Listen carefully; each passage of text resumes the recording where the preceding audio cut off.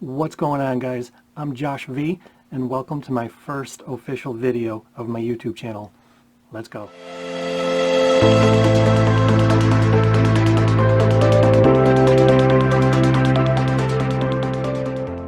I'm Josh V, and this is my first video. And yeah, I'm doing this whole YouTube thing that I've been telling myself that I've been wanting to do for, I don't know, it seems like probably about 3 years now. I just kept telling myself, you know, you got to create content, got to create videos, start doing some gig logs, and really just kind of putting stuff out there about who I am, what I do, and some of the exciting events that I do for clients. So let's begin with saying a little bit about who I am and where I'm from. So I'm currently residing in Rochester, New York. And Rochester is a city that is between Buffalo and Syracuse, right up by Lake Ontario. So we're not anywhere near New York City. New York City is actually about 6 hours or so away if you're driving, about an hour flight. But Rochester being right between Buffalo and Syracuse, Buffalo is about an hour west, same with Niagara Falls. Many people know about that landmark. And then Syracuse is about an hour to the east of us. So, like I said, right in the middle. And Rochester is the birthplace of a lot of famous companies that most people probably don't recognize or realize. But Rochester is the birthplace of Bausch & Lomb, Eastman Kodak, Xerox, some pretty well-known large corporations that do business all over the planet. We are also home to the garbage plate. And for those of you who don't know what a garbage plate is or have never heard of it, it is a styrofoam container or a plate of all kinds of things that are just sort of like smooshed together. And generally what that involves is a couple of cheeseburgers or a couple of hot dogs. It could be red hots, white hots, whatever your preference is.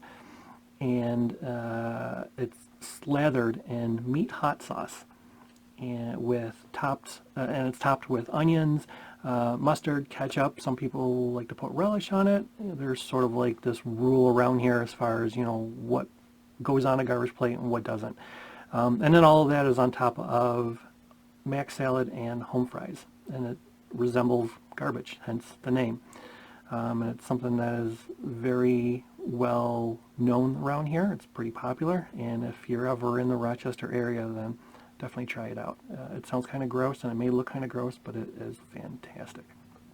So, Josh V. Who's Josh V? I go by DJ California. I'm a solo operator, and I run California Entertainment. I have been a DJ for, geez, probably about 22, 23 years now. I just turned 45 this year, so I've been doing it for a while. And I started back when I was in school, in college, and just kind of sort of took off. Started back in the day with, you know, your traditional vinyl, no computers, no software. It was all beat match by ear. You know, abusing the fader and the tempo and nudging the planter and all that stuff that a traditional DJ generally has learned from the beginning. And so I sort of gravitated from doing small events and electronic parties, raves, things like that from back in the day, and started getting into clubs and bars. And I became a resident for a few different nightclubs that were here in the area. Traveled all over. I was hooked up with a promotion company and a manager back in mid-2000s, late 2000s, who handled a lot of that, who got me bookings in other areas, other places, which was a lot of fun. And then about 9 years ago, I'm actually going into my 9th year for doing private events and weddings and all that, people started coming to me in the clubs and say, hey, you know, I want you to do my wedding. And at the time, you know, I wasn't interested in that. All I cared about was working in the bars and nightclubs, and thought that was great. However, more and more inquiries started coming in, and more people coming up to me in the DJ booth saying, hey, I want you to do my wedding, I want you to do my private event. And so I figured, okay, you know, I'll give it a shot. I'll see what I can do. And I went out and just bought a whole bunch of gear and sort of just dove headfirst right into the private event industry, and the rest is just total history. One of the good things about being a solo op in California entertainment, and one of the reasons why I've been able to make it such a popular business in this industry, and really be highly in demand by a lot of clients, is because of my education and what I do on a daily basis as a full-time career. So I'm a marketer. I've been doing marketing for a very long time. Not just any type of marketing, but about 20 plus years of corporate and international marketing. And if you think of that being the umbrella of marketing, and then everything that sort of falls underneath that, from PR to communications, digital strategies, go-to-market launches, brand development, brand strategy, all of those little like marketing niches that kind of sort of fall under that. So I'm honored in the fact that I've been able to take my marketing background and my experience and implement it into California entertainment. And it's really helped a lot in regards to how people find me, and the way the brand has really evolved over the years. So that's me, and that's the California entertainment. So I was thinking quite a bit about this video, and I kept going back and forth and kept thinking, like, okay, I don't want to just create a video that's just all about me, because you guys don't want to sit there and just watch a video about some guy in Rochester, New York talking about himself. So I thought about, one of the things that you see a lot on like Facebook groups and even in YouTube comments is, if you're a brand new DJ, what are some of the things that you should know? Or if you're thinking about becoming a DJ, what are some of the things that, you should really have a good understanding of? And we all started somewhere. We all, had that first gig at one point where, we were scared shitless, and our nerves were shot, and, we were stressed, and we had anxiety and all these things. And there's people who sometimes will shadow other companies or other DJs, and they'll sort of like learn the ropes and kind of understand what's expected of them and how to do things. And then there's a lot of people sort of like me that just dive right in and don't have any coaching, no one mentors them, and they're just, trying to learn it as they go. So, as I thought about what do I put in my first video for YouTube, I thought, oh, okay, maybe I can help guide some people. California entertainment, over these last 9 years, I've achieved getting closer to about 600 5-star reviews now.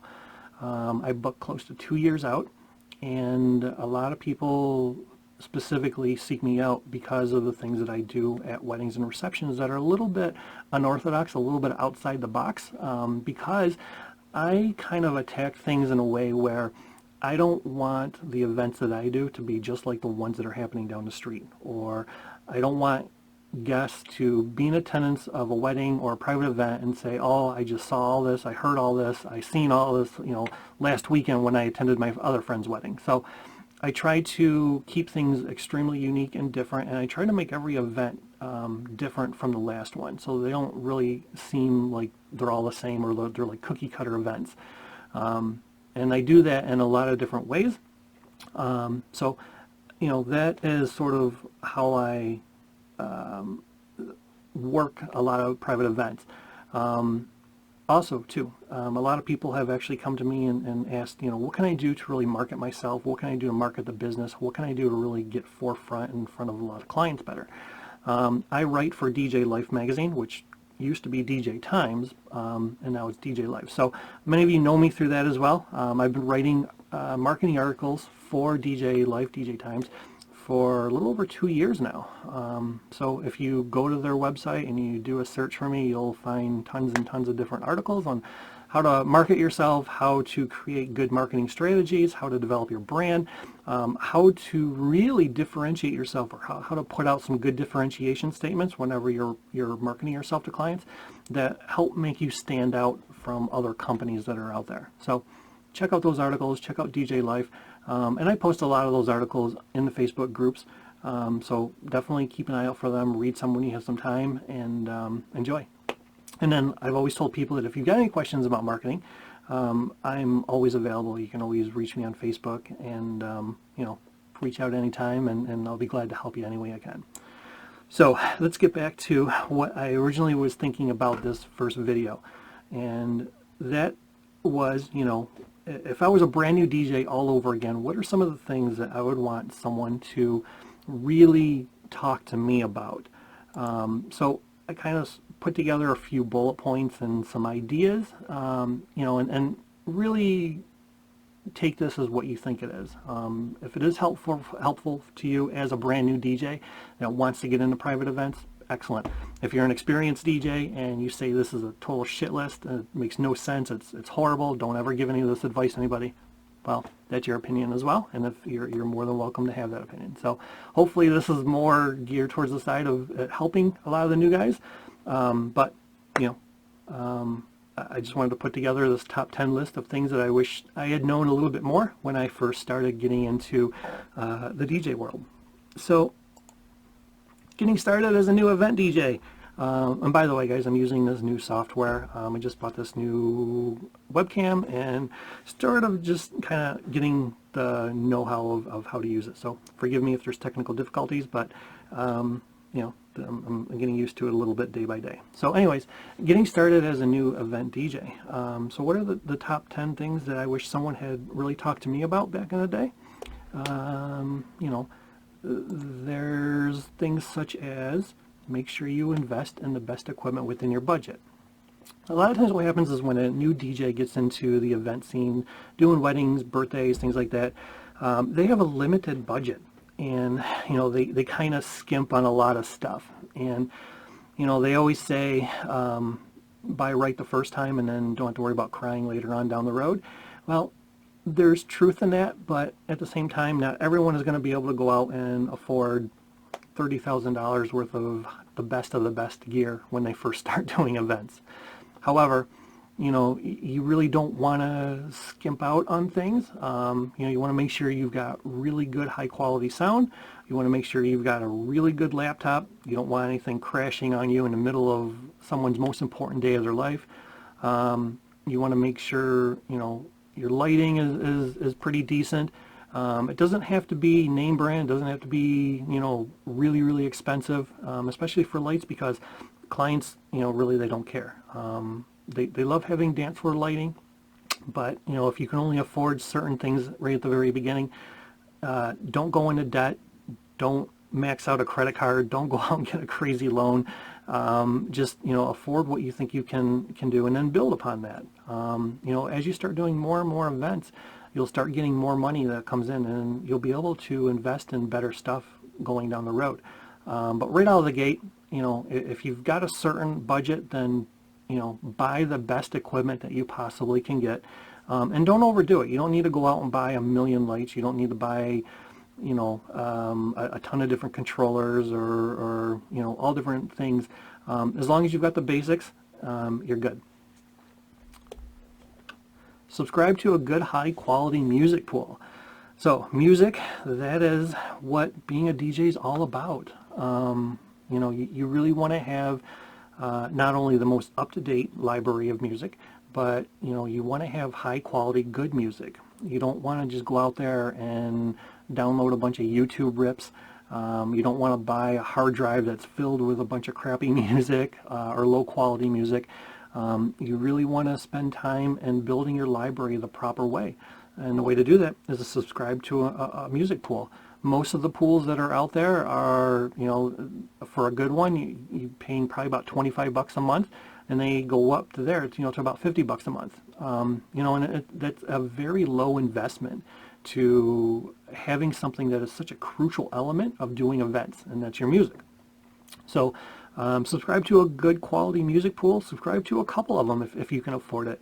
And then just start downloading things in high quality, good bit rates, and build out your library. And when you're building out your library, make sure you are sorting it properly, and you're putting things in right types of folders, you're naming your folders correctly, and you're scanning your library as well. Once you download all of your music, you want to open up your DJ software, whether it's Serato, Virtual DJ, Tractor, Record Box. You want to scan your library, make sure you're getting the proper timing, the keys, the BPMs, You want to set your cue points. You want to do all that stuff and make sure that your library is set up for success and you've got all of the right type of music for the right type of events. Also keep in mind too that if you are doing events where there's kids involved or older people, or it's a professional event, whether it's a corporate event, a wedding or whatever, you really want to make sure that you have clean radio versions of your music as well. There's a lot of people in the industry that'll say, oh, I play dirty versions all the time and it's not a big deal. Well, you know, if you are doing a wedding that has grandparents and kids and things like that, you don't want to play music that's just constant swearing and dropping F-bombs every other word. You know, it's just not a good professional appearance. And that's the whole thing. You want to come across as being professional and upscale for all of your clients. So make sure, you know, if you're subscribing to a record pool or a music pool and they offer different versions of a song, clean, radio, dirty, whatever, you know, download a few different versions of it and make sure that you've got, you know, the clean radio versions of that song so that you can play it at just about any type of event. Save the dirty stuff for the clubs and the bars. Communicate, communicate, communicate. So one of the big things about being successful as a private event DJ is how well you communicate with your clients. Don't just take their money and then become a ghost. You know, really talk to them, reach out to them every couple of months saying, you know, hey, how are you doing? How are things going? Do you need any help? Do you need any advice? Do you need any suggestions? And really be there for your clients. And it doesn't matter if it's a bride, a groom, a corporate client, someone who booked you for their daughter's birthday party. Just keep that communication open, because in our industry, unfortunately, you see and read and hear so often that a client booked a DJ and they ended up becoming a no-show, or the client couldn't get in touch with the person, or they dropped all communication and now the client's freaking out. Just keep communication open with your clients on a regular basis. If you need to set up a calendar invite to remind you to reach out to some people, do it. If you need to write yourself a note, do it. Doesn't matter. Just keep that open lines of communication going with your clients so that they feel good about booking you. There's no buyer's remorse on their end, and they know what to expect really from you. So, like I said, communicate as much as you possibly can with your clients.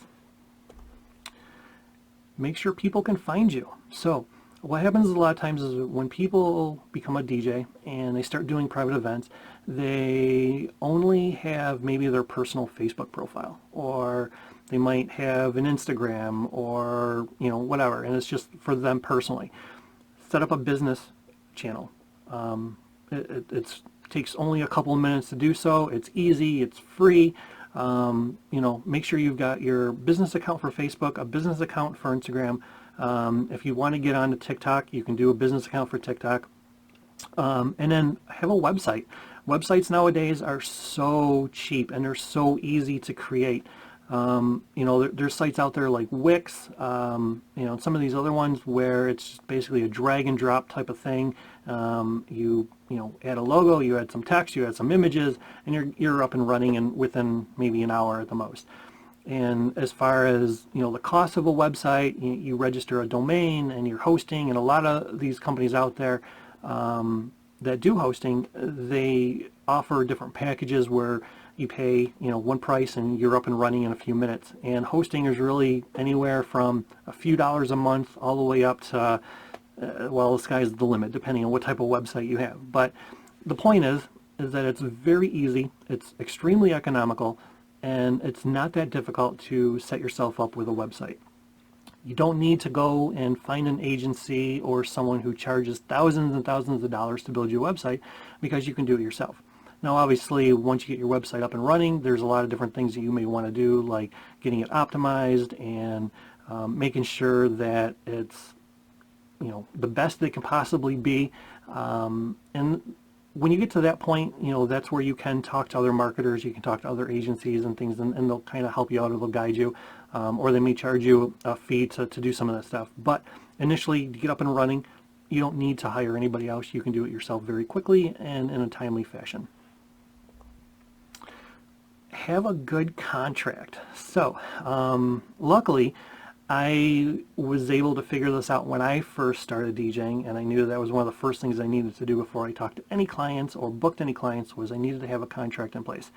And there's a lot of DJs out there, when they first start doing events, they don't have a contract, and that is a terrible thing to do, because a contract protects you and it protects your clients. And if you have an attorney, or if you know someone who works in the legal system, go pay them a couple $100 and have them, develop a contract for you. And it's really, what it comes down to is protection, like I said, for you and your clients, because your contract is going to lay out all of the stipulations and rules that are involved with you being booked as the performer or the company, such as some of the different rules that involved with maybe where you're set up at, or what happens if your stuff gets stolen at an event, or what happens, obviously because of COVID, we're just kind of getting over that, and there were a lot of cancellations due to COVID. Things like that. Act of God, what happens if you're about to go to a venue and a hurricane hits? So there's a lot of things like that that will really help you out. It also talks about your payment, your financials, as far as what's due, when it's due, balances, deposits, retainers, however you want to word it. Also, side tip, whenever you are writing your contract, don't use the word deposit, use the word retainer. And there's a lot of conversations and topics and discussions around that. Just do a quick search in any of the Facebook groups and you'll understand why it's important to use the word retainer instead of a deposit. And then the contract is something that you keep for yourself, and then you also supply to your client. You both sign and date it, and it's a legal document that sets the precedent of your events and protects everyone involved. So make sure you have a good contract. Price your services to what makes sense to you. So pricing is one of those things that there is a lot of drama around. Whether it's online, in person, at events, trade shows, conferences, you will hear a million different topic points when it comes to how you should price yourself. And you're going to hear people say, price yourself to the value that you bring to a client or to an event. Price yourself, what you believe you're worth. And you're also going to hear people saying, oh, so-and-so is too low. They're undercutting the industry. I can't compete because their prices are too low. All these different negative things that happen in the industry. And all I can say is that if you're just now starting out, price your services and your packages or products, whatever it is that you're offering to your clients, to what you feel best serves you and the value that you bring to them. If you feel that you're comfortable charging $400 for a 6-hour event that involves all kinds of sound and audio and lighting and all different types of planning and everything, hey, more power to you. If you feel like you want to come right out of the gate and your very first event you've ever done in your life is worth $5,000, great, more power to you. All I'm saying is everyone's going to have an opinion about how you should price yourself, but basically just go with what you feel comfortable. And also too, price yourself depending on the market that you live in and that you service. There's going to be certain markets and geographic areas around the country where a $400 wedding makes sense. If you're in a very rural area where there's not big events that happen all the time, and people have a lower household income, it makes more sense to have a lower cost versus you maybe living in a metropolitan area where it's a standard thing to, see a wedding where someone pays $3,000, $4,000, $5,000 per vendor. So there's a lot that kind of goes into it, but bottom line is, take what people tell you as far as how you should price yourself and just go with what you feel is right for you and what you're comfortable doing. As you start doing events, you'll realize, oh, this is a lot more work than I thought, or there's more things that I'm offering that I should get paid for. And you'll see that, you should get paid more for the value that you bring and the things that you do for your clients. And your pricing strategy and your packages will definitely evolve as you start doing more and more events. Which goes into my next point. So take advice and criticism and suggestions with a grain of salt. Opinions, as they say, are like assholes. Everyone's got one. You're going to hear from a lot of different people in the game and in the industry just saying, you know, you should do things this way, you should do things that way, you're doing it wrong, you should set up this way, you should use this type of gear, you should use that type of lighting, you should make announcements this way, you should MC that way. It just gets overwhelming. So if you're doing something right and your clients are happy and you're happy with how you performed at an event, then who gives a shit what anyone else has to say? Because generally what ends up happening is, and when you see this, is the people that are talking the most shit and trying to give you the most advice or the most suggestions or being the most negative about stuff generally are not focusing enough time on their own business. And if they're focusing too much on what you're doing, what you're pricing yourself at, and how you're doing events, then they sort of got their priorities all whacked out. So just take what everyone says with a grain of salt and just work events what makes you comfortable and how you think they should be done. And like I said, if it's your first event or your first few events, you're going to learn as you go along and as you grow. You're going to figure out that there's efficient ways to do things, there's better ways of how to set up, easier ways to announce stuff, better ways to play. You'll practice and you'll learn how to transition music and do different things that you sort of never figured out when you first started doing it. So as you go along, that experience is huge. You're going to learn a lot for yourself. And, people will give advice that is good. They will give suggestions that are really helpful. You see it a lot in a lot of the Facebook groups where people will ask a question or they're stuck on something or they're a little unsure on things, and they'll get different types of advice and comments and replies from a million different DJs. So you can take what you feel works best for you, what is the most helpful for you, and apply it towards your services and how you do things. But otherwise, just sort of learn as you go along, and that experience will come pretty quickly as you do more and more events. Don't overcomplicate things. So if it's your first event ever, you may be stressing out, you got a lot of anxiety, you're wondering, oh my God, how do I do this, how do I do that? Don't stress out too much, don't overthink it, and just go in, set up your gear, and just have fun with it. That's really the biggest thing that I can tell you, is just have fun. And if a mistake happens, it happens. You learn from it, you gain that experience, and you grow. And don't stress out too much over any little things, because like I said, you'll learn from it and you'll get better and better as you do more events. DJs are energy architects. So a big thing about being a DJ is really learning and understanding your crowds. So what you want to do is sort of take the time to talk with people at an event. Maybe you're doing a wedding and you've got cocktail hour and dinner hour and you got some downtime. Walk around, talk to people, to see what their likes are, see what kind of music they love, and really get a good idea as far as how the energy is going to go for the night. With experience, it becomes more natural in how you read a crowd and how you can see there's a shift in energy on the dance floor, and then you're able to resolve or fix that if there is a fix, and then you start losing people from the dance floor pretty quickly. So when I say being an energy architect, read your crowd, control the energy, and repeat it event after event. But also at the same time, get to know your crowd, get to know your client, understand their likes, their dislikes, understand the people who are there to celebrate, find out what kind of things that they like. Take all that information and use it to your best ability. Keep an emergency kit on standby. So I can tell you a bunch of stories where my first couple events where I had some cables that died on me, or little mishaps that happened, and I wish I had an emergency kit with me, and luckily my wife was able to save the day and bring me what I needed.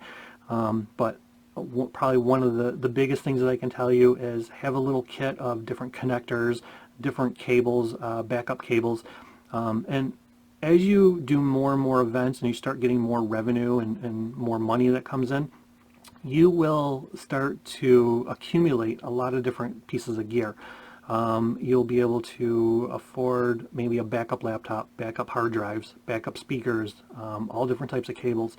You'll see pictures from DJs that show up to events with massive bins and it's just filled with cables. And there's a reason for that, is because, stuff goes bad, things break. And, when you're at an event, you always want to make sure that you're there with enough time prior to anyone showing up, so that when you do set up, if there are any issues or any problems, you can fix that right away. And the way to do that is you've got your emergency kit that you bring with you. And like I said, that kit can be anything from spare cables, spare connectors, spare headphones, all the way up to the point where you are an event company that brings multiple types of things with you for backup. Speakers, hard drive, laptop, lights, all different types of things. So that is my top 10 list of getting started as a new event DJ. So, take one of the bullet points was take advice and suggestions with a grain of salt. You can take my advice and my suggestions with a grain of salt, but I do hope that this does help some of you who are out there just learning the game and getting into your first few events as an event DJ. And yeah, so that's my helpful suggestions, my advice. And if any of you guys do ever have any questions, want to discuss more, by all means, please reach out. Because in the beginning, I didn't really have anybody that I could talk to. So if you need someone to talk to and throw ideas around, then I'm more than willing to help you guys out so that you're successful, your clients are happy, and if the industry is successful and good and it's thriving and doing really well, then DJs everywhere will do well. So that's sort of like how I kind of look at it. So that's it. Like I said, I'm Josh V. I go by DJ California Entertainment here in Rochester, New York. Until next time, guys, a day without dancing is a day wasted. So go out, dance, have fun. See you later.